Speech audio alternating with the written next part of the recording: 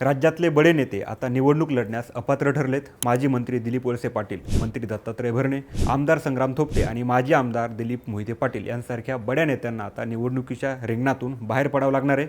या दिग्गजांना नेमकी कोणती निवडणूक लढवता येणार नाहीये आणि का सांगतो, पण त्या अगोदर थोडक्यातला फॉलो करा। पुणे जिल्हा मध्यवर्ती बँक म्हणजे जिल्ह्याच्या राजकारणाचा आणि सहकाराचा सर्वात मोठा केंद्रबिंदू। अनेक दिग्गज नेत्यांनी याच बँकेतून आपलं राजकीय वर्चस्व निर्माण केलं, पण आता नव्या बँकिंग सुधारणा कायदा 2025 मुळे या प्रस्थापित सहकार सम्राटांना मोठा धक्का बसलाय।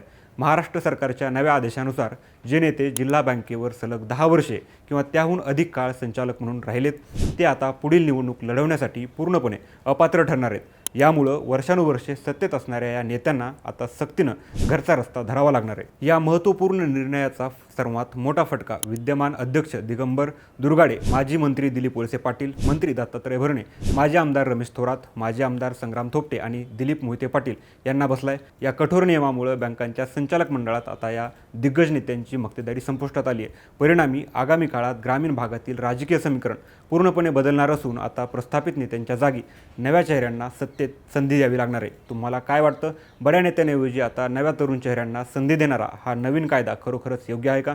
तुमचं मत कमेंटमध्ये नक्की सांगा आणि अशाच महत्त्वाच्या अपडेटसाठी थोडक्यातला फॉलो करा। बातमी म्हणजे थोडक्यात।